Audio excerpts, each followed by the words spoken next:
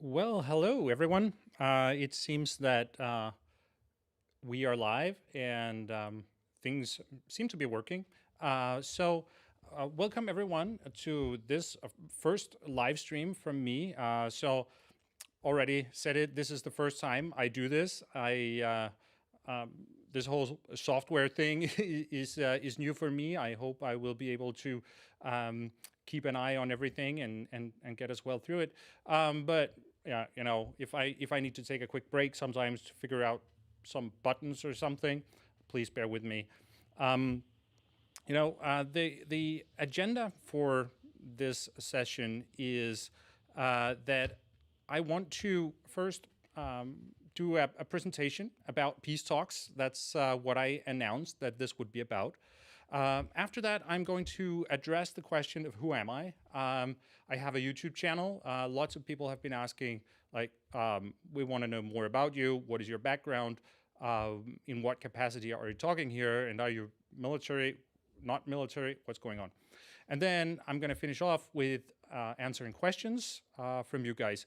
And already now, please go ahead and put your questions in the chat. But the thing is, there's a lot of messages coming in, and I really appreciate that. But it would, if you want to ask a question, please write a Q colon and then write your question, because that way I can sort of easier find the questions when we get to that part. So Q colon and then your question. So, but that is the agenda, and let's get started then on the actual presentation about the peace talks. I put out a vote on my channel here. What should I be talking about? Should I talk about, is it time for peace negotiations, or should I talk about the missiles in Poland? You chose that I should talk about, is it time for peace negotiations? So here we go. By an overwhelming majority, the comments I got about this question was no. The answer is obvious. It is not time for peace negotiations in Ukraine. We are not there at all yet. Why would you even cover such a question? It's a silly question. Take something harder. But the thing about it is, I wanted to cover this question because recently I think we've seen quite a lot of talk about peace and peace talks in the West. So we've seen from different sources, we've seen from European politicians talk about, oh, is now the time for peace talks, and we've also seen it quite a bit from American sources. So we came even from the White House. They thought maybe Zelensky was a bit too categorical about rejecting the idea of peace talks. And then we heard Mike Milley, the sort of #1 general in the United States, also saying that maybe there is a window of opportunity here over the winter for peace negotiations. So it's something that it seems to me that more people in the West have been talking about recently, and I wanted to know why, because if judging by the comments to my YouTube channel, if it's not at all time for peace talks, then why are politicians in the West then talking about it? I think I want to start this. I want to start this discussion a bit in a different place. I want to start with some considerations about what is the point of war, actually. Like, why do states even go to war with each other? Because that is actually a pretty good place to start that discussion when we then talk about why is now maybe not the time for peace talks, or when is the time for peace talks. We need to understand, why is there a war in the first place? And deep down, the point of a war is to clarify a power relationship. So it's basically about who is stronger, and there is a dispute between two countries, and they both think that they are the stronger part, and they both have demands about what the other party should do, and they can't agree because they both think they're the strongest, right? So they fight a war to figure out who is actually the strongest. So at a very sort of fundamental level, the point of a war is to sort of settle that dispute. And depending on the outcome of the war, then one of the sides is going to figure out, who I was apparently not as strong as I thought I was, so I'm going to have to adjust my goals here and my demands. So that is what we can get out of a war eventually. If there is some kind of clarity after the war, then we will know who is the stronger party, and one will have lost. So they will have adjusted the goals that they have. And I think there is a kind of misconception sometimes, especially perhaps in the West, about the role of peace talks, and where it is sometimes portrayed as a choice between either we can have the war and we can try to see if we can find a settlement on the battlefield, we can see who wins the war militarily, or we can choose to go down the negotiating path and see if we can find some kind of solution in a more peaceful way. But that's really not how these things work out. I mean, if these two countries could agree on something in the first place, then there wouldn't be any war to begin with. So the reason why there is a war is that they need to settle this dispute before they can negotiate.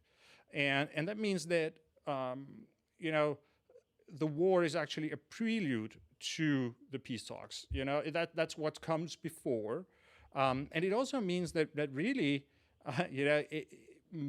it's a very rare thing that a war is decided only on the battlefield.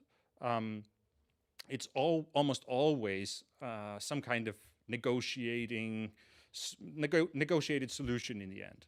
So what that negotiated solution will look like will then depend on the outcome of the war. And if we cover just now the question then of, or now I get to that question of why is it then that we have so many calls for these peace talks in the West, or so much talk about it? Does the West really think that we have come to this point where this is relevant, or is it about something else? First, I think we need to ask ourselves the question, is it realistic that there could be peace talks now? And if we look at what each side wants from this war, I think this is a little small. I'm going to try to make it bigger just here, so those of you watching on a small screen can also read this. This is Zelensky's 10-point plan to end the war that he just announced. So there's quite a few things here. But the gist of it is that we need to roll everything back to basically where Russia just pulls out and acknowledges that they lost the war, and that's it. Then they want justice. All these war crimes need prosecution for that. They need compensation for all the damages and all these things. So that is basically the current Ukrainian sort of demands to end the war. Then I also then if we look at the Russian side, I think it's a little more complicated. If we look at Putin's plan, it's actually a little harder to figure out what it is the Russians want to get out of this. But if we look at what they have been saying, then from the beginning, it's sort of terms like denazification, demilitarization, recently also the desatanization of Ukraine, and then it's a little vague what that means. So we have to sort of interpret it, and everyone can have their own interpretation about what these things actually mean. But I think a more sort of specific measurement is the annexation that they recently did, where they just sort of announced that now parts of Ukraine that's now Russian territory, and that's actually a kind of tangible thing, because uh, it's really hard to imagine that Putin could go into any kind of peace peace settlement where he would give up something that is Russian territory to a different government, right? So if he thinks that Zaporizhia or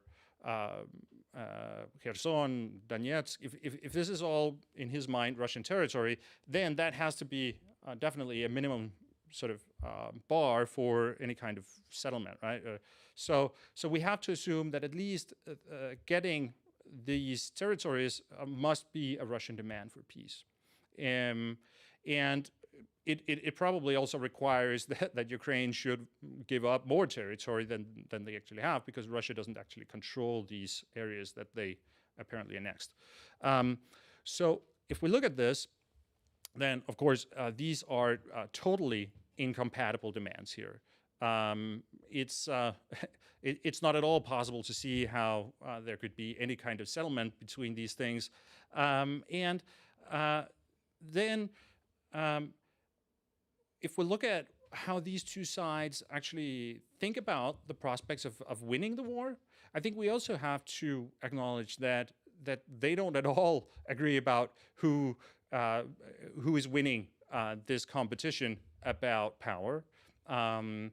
I think both sides, as we're looking at it, still believe that they have a pretty good chance of winning this. I think personally, if you follow my channel, you probably know that I think Ukraine is winning the war. And I think that's what the facts on the ground are telling us. But I don't think that's what the Russians see.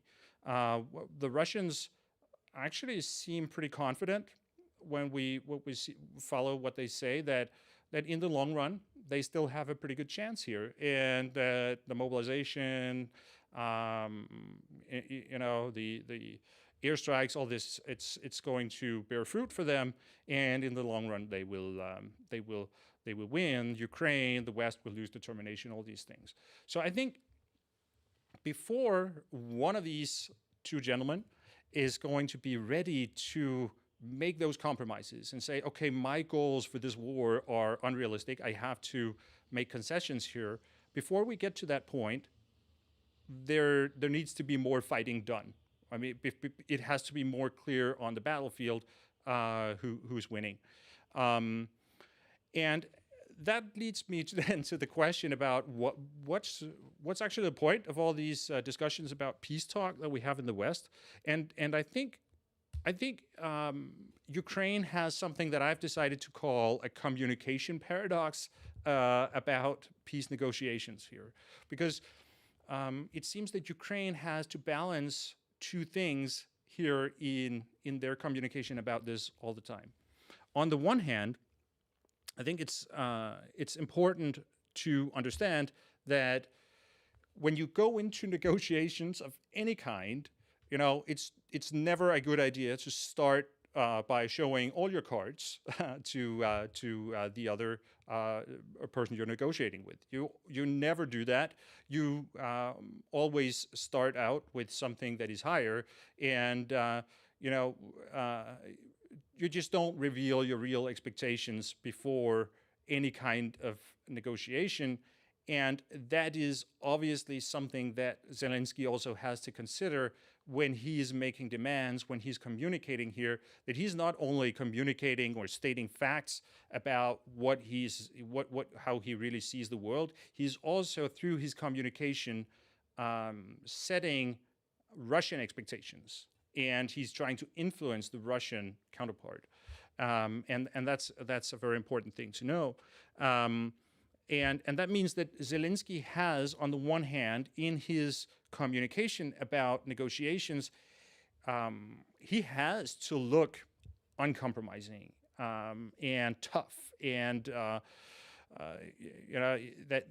that Ukraine is definitely going to win this war, and it's no problem at all. This has to be a message from him, because he has to convince Russia that this war is going to end in a disaster. As long as Russia thinks things are okay, then they're not going to be willing to give in any way. But then on the other hand, we see that Zelensky also has to be very careful not to push away people in the West that are concerned about the long-term consequences of this war, because there is a big group of people in the West that believe that peace is the way forward, and that are concerned about their mortgage, the inflation, energy prices, what's going to happen here, and who believe that this war has taken a long time. And Ukraine is dependent on the political will in the West to keep providing the resources for the war. So this is a constant balancing act that Zelensky has to somehow do in his communications. On the one hand, look very, very tough and send very clear messages that he's not about to compromise on anything, and on the other hand, also send messages that he is willing to do real negotiations at any time, and that, of course, the reason why there isn't any negotiations is because the Russians don't want to do this.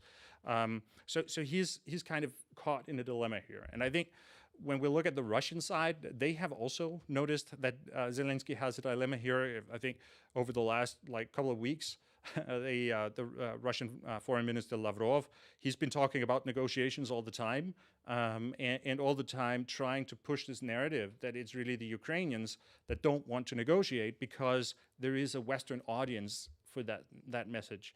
There is a kind of blame game going on right now where both sides, neither side actually wants to negotiate, but they both want the other side to get the blame for that situation. So what are the takeaways here from this? I think the first takeaway is that the reason why there suddenly is talk about peace negotiations and why we see Zelensky coming with more sort of more friendly messages, perhaps, or that seem more forthcoming. Well, it's basically about pleasing people in the West that are concerned about the war. So it is nothing at all about real peace negotiations. It's just about basically public relations and comforting people in the West. I think it's important to know that if the negotiations begin too soon, then that can actually prolong the war, because we need to get to a point where Russia understands that this war has to end, and that if it doesn't end, then things are going to get worse and worse and worse and worse, and they're going to lose bigger and bigger and bigger. Once they get to that point, then there is a real window of opportunity for negotiations. But if we begin too soon, then Russia will enter the negotiations with unrealistic demands, and there will not be a settlement, and we will just have a fiasco, and the war will continue for longer. Then I think also a takeaway here is that for Ukraine to win the war, it requires, or for Ukraine to have a strong negotiating position, it requires that Russia believes that the West will continue supporting Ukraine. So it's very important that this Russian idea that the West is going to lose determination, that it disappears. The messages from the West have continuously to be that, you know, we're going to support Ukraine, whatever it takes, for as long as it takes, to paint that picture for Russia that this is hopeless.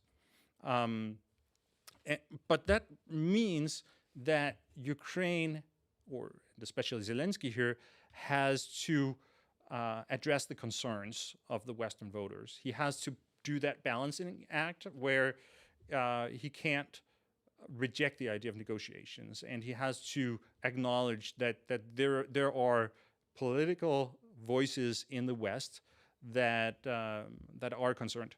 here, and these voices are influential, or they can become influential if he is too tough in his way of communicating, and it seems like the war is continuing because he doesn't want negotiations. And then finally, I think it's important going forward that the Western politicians also realize this balancing act, this communication paradox, and that they help Zelensky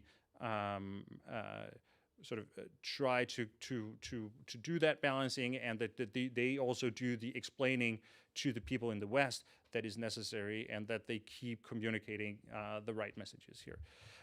Okay, so this was sort of my rundown about the negotiations and why I think there has been so much discussion about it lately. I think much of what the American calls for earlier here in November, about there was a lot of discussion in the United States, and I think a lot of it was not because the Biden administration really wanted negotiations, but because they were concerned that Zelensky's sort of communication about it was not helpful with regard to the public support in the West, and that he needed a bit of adjustment there.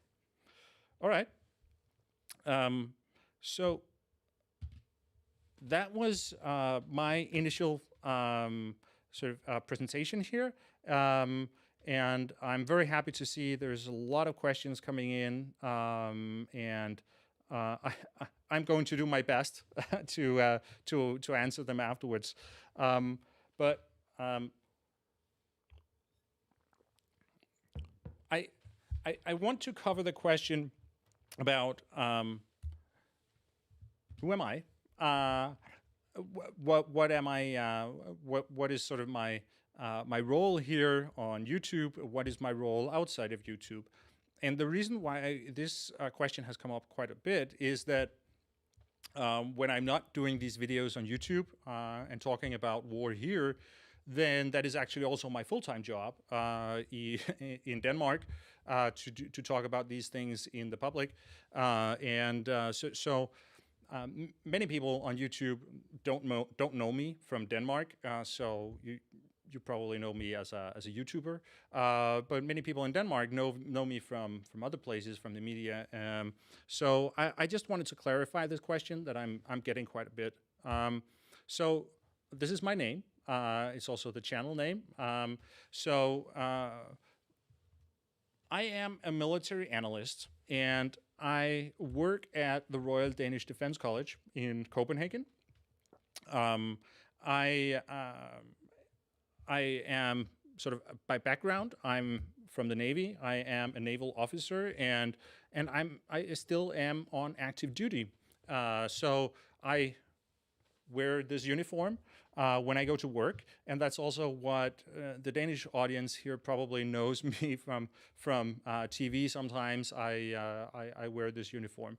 I don't wear the uniform on YouTube, because here on YouTube, this is sort of, I'm here in my private capacity. I do this in my spare time, and it's sort of my hobby project. But I think it's making the YouTube videos is really helpful for me, because it forces me to make those, really think things through when you need to make those videos, and you need to explain a topic. Then you really have to think about all the sort of small details about it, and then I think it may also contribute to a broader audience. Maybe some people can use it. So I think doing those YouTube videos is really something that I enjoy, but it is a hobby project. I do want to say, though, I mean, when you are a researcher, and that is what I do. I mean, I do academic work. When you do that, then I don't think there really is such a thing as this is my now I'm at work, and now I am in my spare time. It doesn't quite work that way, because you know, you don't change your mind just because you go home from work. You don't know other facts or stuff like that. So when you are a researcher, you're basically always a researcher, and you're always explaining things or talking about things in that capacity, whether you are at work or in your free time. So I do think I do see myself on YouTube as a sort of an academic researcher. And my primary fields of expertise are the Russian military and its naval operations, and these are sometimes connected. Sometimes I studied the Russian Navy, but sometimes it's also other navies, and sometimes it's stuff about Russia that is not Navy related. But I do speak the Russian language. I do follow the Russian media. I do read a lot of sort of articles in Russian, and try to keep myself informed that way. So that was a bit about me. So with that, I think I am going to go to the questions, and I'm going to see if I can sort of find some good questions here from the chat. Let me see here.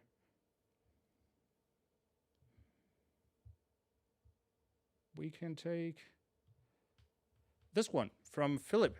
How long do you think it will take before there are serious peace negotiation talks? Like, what is my best guess? This is a guess. I could be wrong, and I have been wrong before. If we go back 6 months, I thought the war would not last as long as it did, but it did. These things are hard to predict, but I think I actually made a video back in May, I think, where I said, could Putin ever sort of accept a defeat?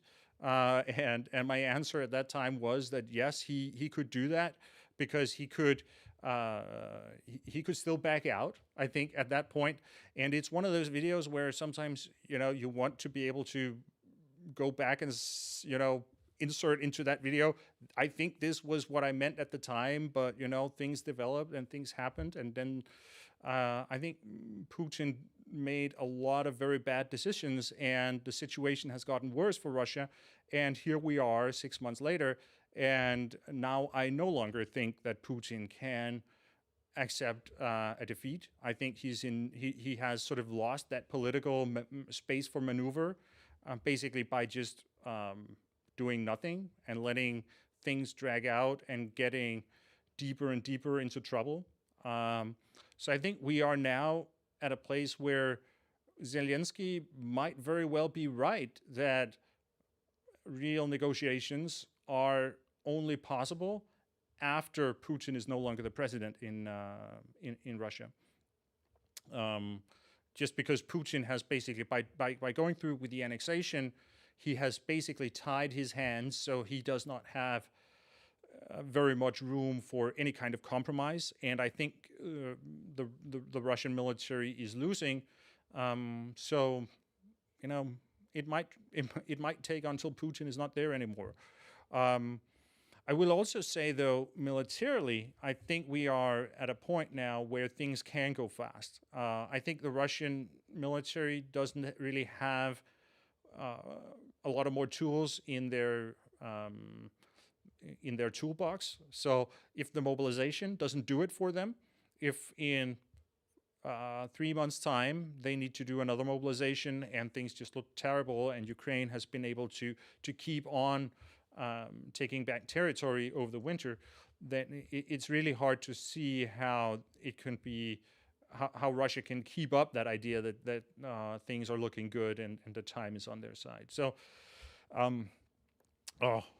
long do I think it will take?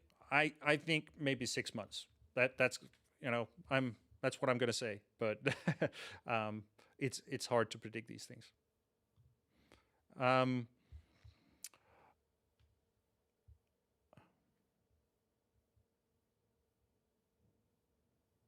Okay.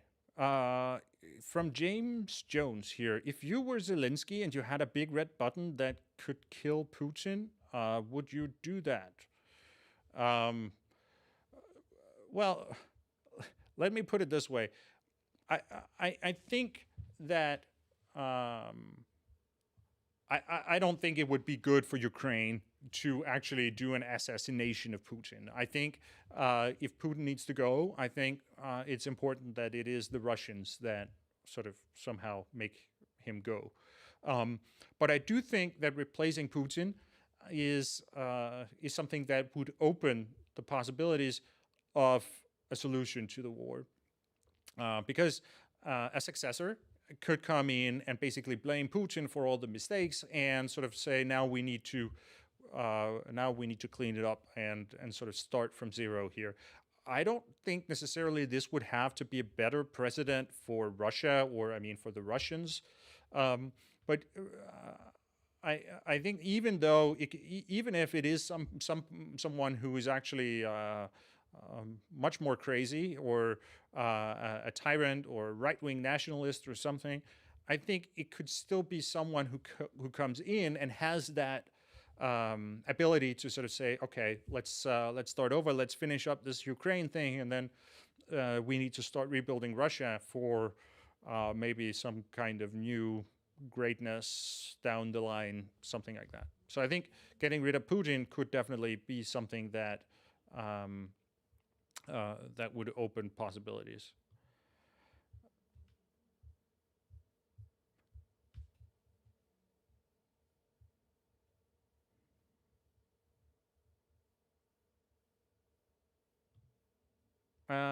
So here, DP Pelbal asked, Maxim Katz did a vlog today that the real reason for the invasion is solidification of Russian control over Crimea.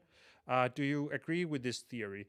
I have to say I have not seen that video, but I thought this question was important because I just want to give a shout out to Maxim. I think he does some super interesting analysis.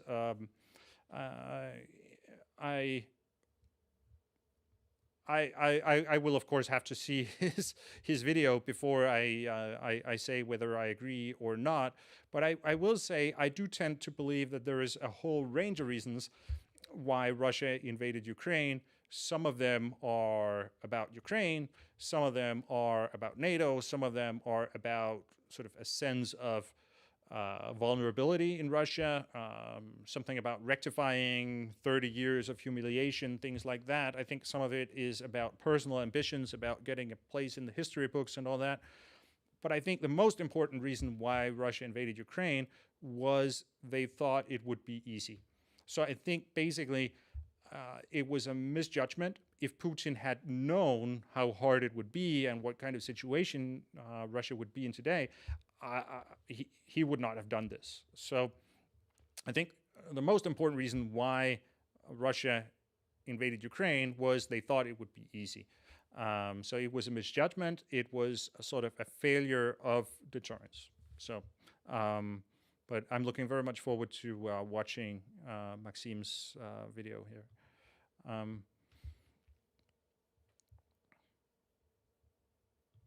So what would be, so Synesthetics ask here, what would be the effect of the chances for Ukraine to win if Russia declares a big full mobilization? I think, I'm not sure Russia has the capability to do that. You know, it definitely looks like Russia is struggling with the mobilization that they already did. You know, doing more would be difficult. Maybe the effects of full mobilization in Russia would more be about mobilizing society in whole, sort of putting the whole civil society on pause and mobilizing the industry, and that could perhaps do something for them for a while. But I think the reason why Russia has not done, or Putin didn't do mobilization before, is he's afraid of the reaction from the Russian population. He does not trust that they will fully support this war. And I think a big part of the reason there is that he has spent about 20 years trying to disengage the population in general from any kind of political activity, and now suddenly he does not have that kind of passion in the society that he can mobilize in this fight.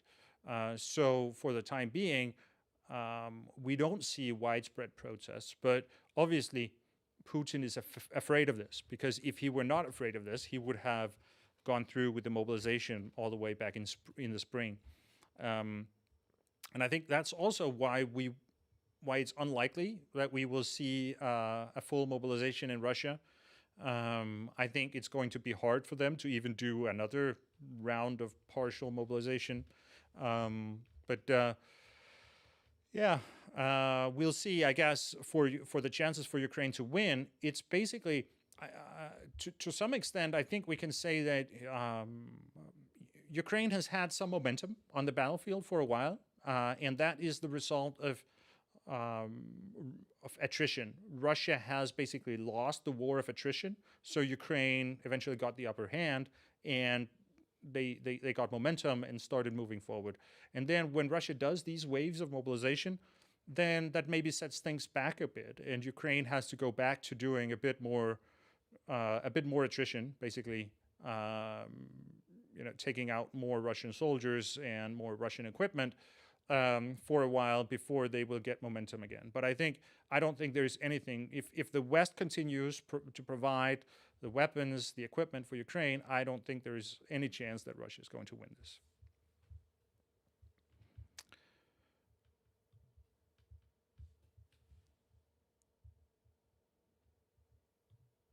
Why are the Russians digging trenches in Crimea? Jay Rochest asks. Well, I think, one way to interpret that is that they're afraid that they will need these trenches. And I think that is definitely also a possibility. I think they realize that Kherson Oblast, the part of Kherson that they still occupy, that is a vulnerable spot. Perhaps the most vulnerable in the whole theater, because the logistics are so strained, and Ukraine can sort of control the logistics to that area, and that means that the fighting could get to northern Crimea sooner than many people think. I also think when we talk about the war and how things are going to progress, I think it's sometimes a mistake to assume that Crimea will be last, that Ukraine is going to liberate everything else, and then in the end there will be a fight about Crimea. I don't think it necessarily has to be in that order. I could easily see them start focusing on Kherson, and then after that going after Crimea, which would also in that case be very vulnerable logistics-wise, and some of the hardest areas to take back for Ukraine could very well be in the Donbas area. So that could definitely be a reason why they're digging trenches. And then I also just want to say, I think it's also just good military practice to build sort of defensive lines just in case. So that's probably also a bit about it.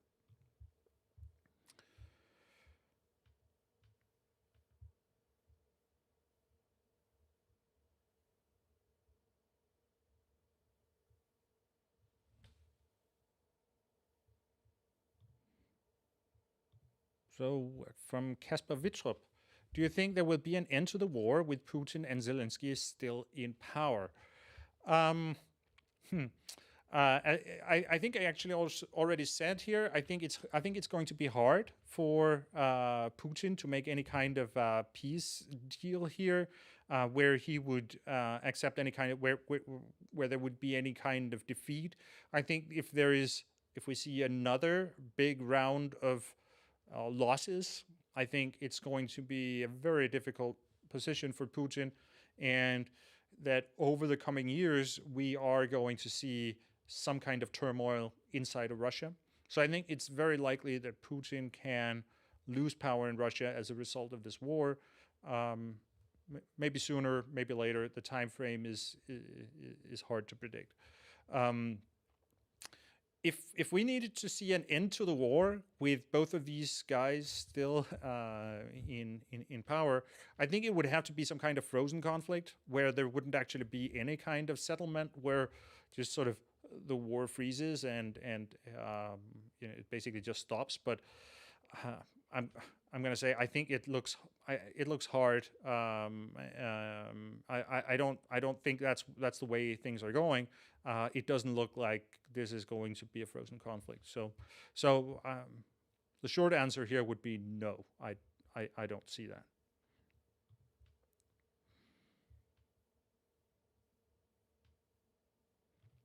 How was the Kerch bridge destroyed? Why no ATACMS? Barbara D asks. Or when and how it will be destroyed, maybe. Because the last one, I don't know. I think it was probably the truck, but there's so many different explanations about how the last explosion happened. It could be ATACMS. It could be something else. I think Jake Bro actually had a very good video about the ATACMS question, and the thing I think we need to understand about these missiles is that there is a limit to how much Ukraine can get from different sources. If there were no limit, then I mean, sure, Ukraine could get these missiles with no problem. But if it means that we would have to reduce the military assistance in other areas, then maybe it's not a good trade-off. So there is that discussion, definitely. And then I also think there is, in this whole question about the long-range missiles, there is also maybe something that reflects back to the discussion I started with about people in the West being concerned and a need to sort of comfort those groups in Western societies that are concerned about the war and the risk of escalation, and that if giving these long-range missiles to Ukraine undermines the general will to support Ukraine in the long run in the West, then maybe it's also not a good idea. So I think it's very important to all the time balance these things. And then I will also say, I don't think that it would be a super game changer if Ukraine got these ATACMS missiles. I mean, sure, there are cases where you can look at a map and say it would be really nice if we could just sort of get this bit further. But generally, I don't think it is. I don't think it would be the game changer that would suddenly win the war for Ukraine. I think Ukraine is actually already winning with the things they're getting. So when you start taking these steps, then you have to balance it against other things. I would probably say something like fighter aircraft would be higher up on my list of things that we should get, F-16s, F-15s, and obviously tanks. I really don't get why people are so. What's the problem with tanks? I don't get that. But some people in the West are concerned about giving tanks to Ukraine. Okay.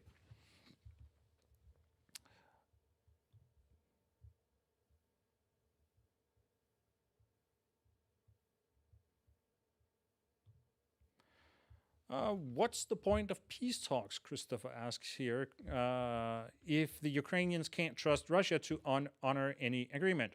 That's a very good question. And of course, Ukraine can't trust Russia, and they're not going to trust Russia for a very, very long time. So any kind of agreement here would have to include some kind of security guarantees. I think that was actually also on Zelensky's list. Some kind of security guarantees where Ukraine will not be vulnerable again. So that could be some kind of alliance or what have you that would protect Ukraine against new Russian attacks. But this leads me to maybe saying I think Russia is going to face over the coming years a huge problem with lack of trust generally among all the countries that they used to see as some kind of allies or sphere of influence. So I think we're already seeing it in the CSTO, that sort of Russia's version of NATO, with Armenia, Kazakhstan,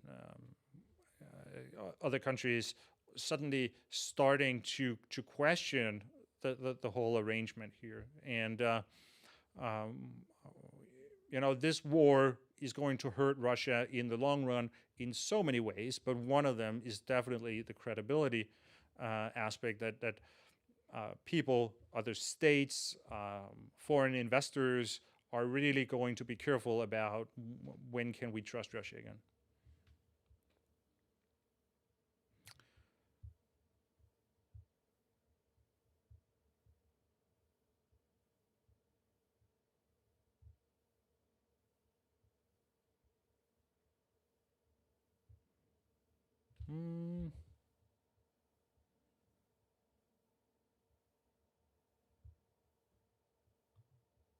Do I think, John Dittmer asks here, do I think that the Ukrainians could hold out on negotiations without the support from the West?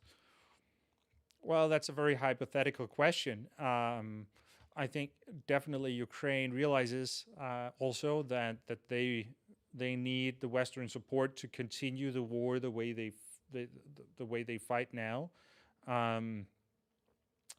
But on the other hand, I don't think they would necessarily. I mean, I don't think they would give up.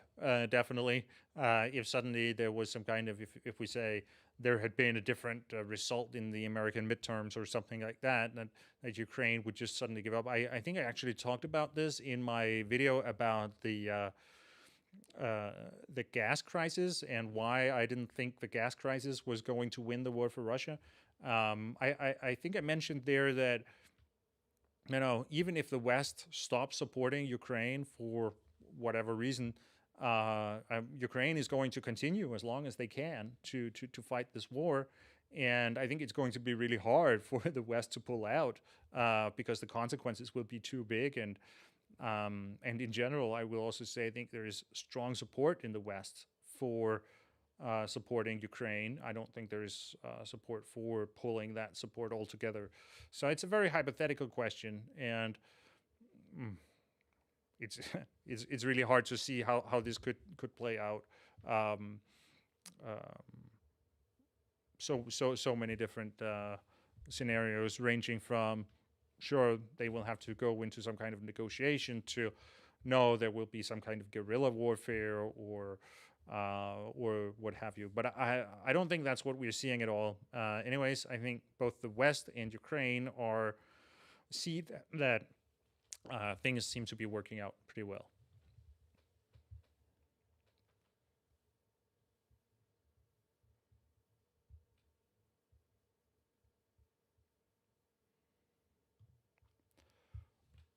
Will the war, Hakim asks, will the war end with Ukraine giving up land to Russia?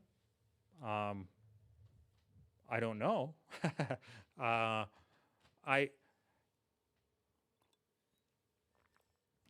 think it's the longer the war lasts, I think the lower the likelihood. I think if there had been some kind of settlement back in the spring, then I think maybe Crimea would have been something that Ukraine would have had to accept. But the longer the war takes, I think the weaker Russia's negotiating position is going to be. And I will also say I think Putin made a huge mistake when he annexed 4 more oblasts in Ukraine, because that whole argument that, well, Crimea is special, that doesn't exist anymore, right? Now Crimea is just 1 out of 5. So I don't know. I can't answer this question very clearly, but I do think that there is a possibility that that Ukraine can take it all back. I don't think anybody can rule out that possibility anymore, even though 6 months ago, the idea of Ukraine taking back Crimea sounded ridiculous.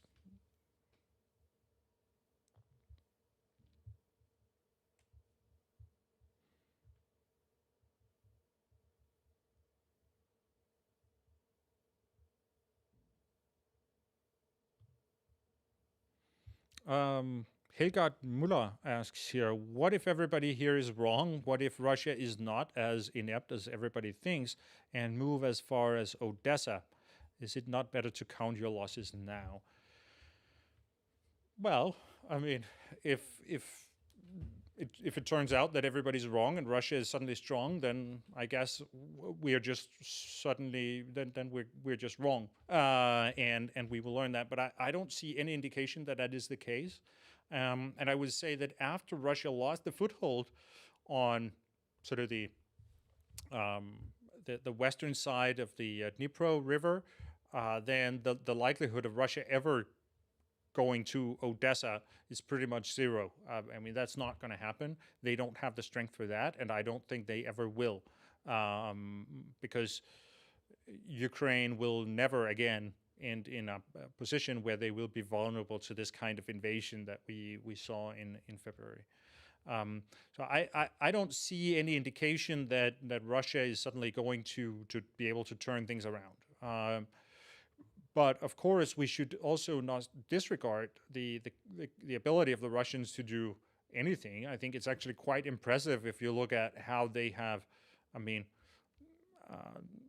the kind of operation that they have been taking or been able to do in Ukraine. I think they miscalculated in the beginning.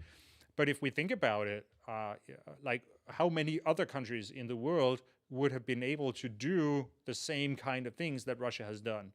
I think it's very, very few armies in Europe that would have been able to sustain a war at this scale over 9 months. Frankly, I don't really think any army in Europe would have been able to do that. So, of course, we should not totally suddenly underestimate Russia.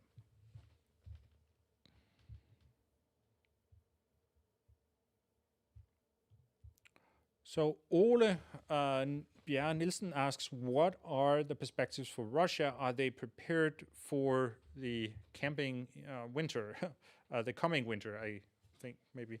I think it's still an open question. There's a lot that indicates that the Russian soldiers don't have the right equipment, that it's going to be a very, very tough winter for them. And I think they can face very big losses over the winter. If Ukraine manages to hit the logistics, then I think many of these newly mobilized soldiers are going to suffer severely over the winter. And that is one of the reasons why I say that I earlier said that I think it's possible that within 6 months we could be in a position where perhaps Russia would be more sort of willing to negotiate. I think this is one of the ways that this could happen. Just severe attrition over the winter of these soldiers, so that Russia will have to basically start all over with another mobilization in a couple of months, just because these soldiers weren't ready for the winter. And but again, I think we should also be careful here to underestimate them, and there could be a bit of wishful thinking also going on here with all these discussions about the Russian winter equipment. So we will have to wait and see, and maybe it's not as bad as we sometimes think.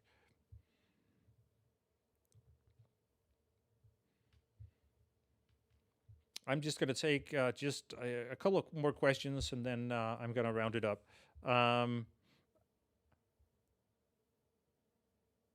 So here, a question from George Orwell. Cool name.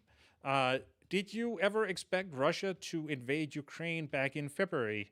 So that is Russia acting irrationally and unpredictably? Luckily, I made a video all the way back in January where I said I think they're going to invade. Yes, I saw the war coming at that point. But if we go back just one more month and back to sort of like, say, November, December last year, then no, I did not think they were going to do that. Partly because it was an incredibly stupid thing to do. But they did, and I think when we got sort of after Russia made those demands just before Christmas last year to sort of security guarantees from NATO and things like that, I thought it was pretty obvious what direction this was going. I don't think Putin is acting irrationally or unpredictably, but I do think they based their decisions on bad assumptions. And so, as I said earlier, they thought it was going to be easy. And if you thought it was going to be easy, then it seemed like a good idea. So that's why we got the war. I also still think that I don't think Putin is irrational, but I will say that I think this whole war has raised some serious questions about sort of his capacity in general. Like maybe he's not as smart or a strategic genius or 3D chess player as he was sort of said to be for quite a while. But I don't think he's irrational. I think he's one of Putin's very big problems is that it's very difficult for him to make decisions. So he has a tendency to hesitate when he doesn't know what to do, and I think that is basically what has caused many of the problems that Russia has now. That Putin did not use that opportunity, that window of opportunity there was in the late spring to get out of the war, declare some kind of victory, and put an end to the whole thing. But instead, he just sort of waited, and once we got to the late summer, it was too late to make any kind of meaningful decisions. So now we're getting this kind of partial mobilization thing, but still not really. And I would say I think it's not so much Russian irrationality or unpredictability, but it's more just Putin's inability to understand the situation before the war started and to make up his mind, basically, to make the necessary decisions after he ended up in this thing.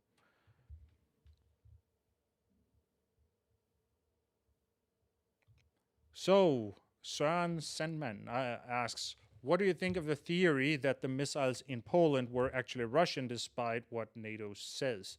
So this is the topic that did not get enough votes to be the primary topic for this video. I think it's an interesting idea because or an interesting question. I think it's possible. I will definitely say it's very convenient for NATO that these were Ukrainian missiles and not Russian missiles, because if they were Russian missiles, then NATO would be basically faced with the dilemma that they would have to decide: do we think this was a mistake, or do we think this was on purpose, and what is the response going to be? It's much easier now that apparently it's Ukrainian missiles. So I can understand why some people would ask these questions, and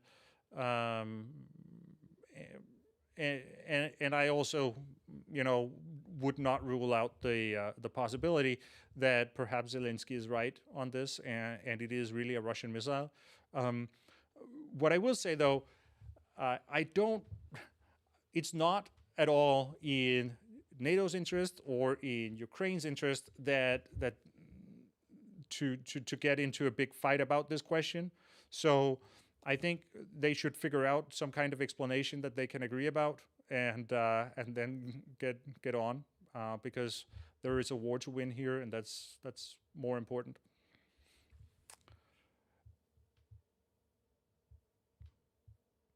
I'm going to take a last question, and then I'm going to wrap it up.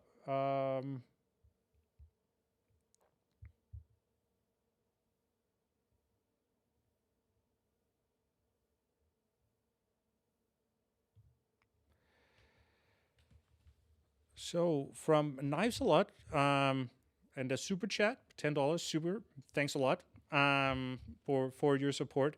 What do you think about the possibility of Ukraine pushing across the Dnipro River into Kherson using the Kinburn Spit?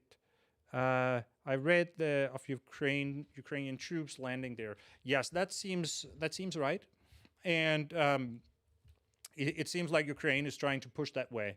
Is it the big attack across the river there, or is it something that they do because it ties up Russian forces? Is it something they do to control sort of the maritime approaches? I think Ukraine is going to try to push Kherson from several directions and basically tie up Russian forces in multiple places, and this is one of them.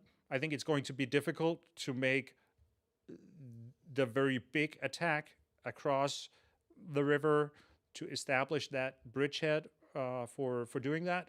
But definitely Ukraine can push Russia also across the river and basically threaten the Russian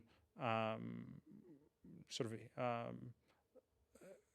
the Russian territory behind the front lines and make sure that Russia can't focus the defense in the Zaporizhia region, and in combination, an attack of some scale across the river and another one down toward Melitopol, for example, would put the Russians in a lot of trouble and give them a lot of dilemmas in the Kherson region, and that is definitely a possibility going forward.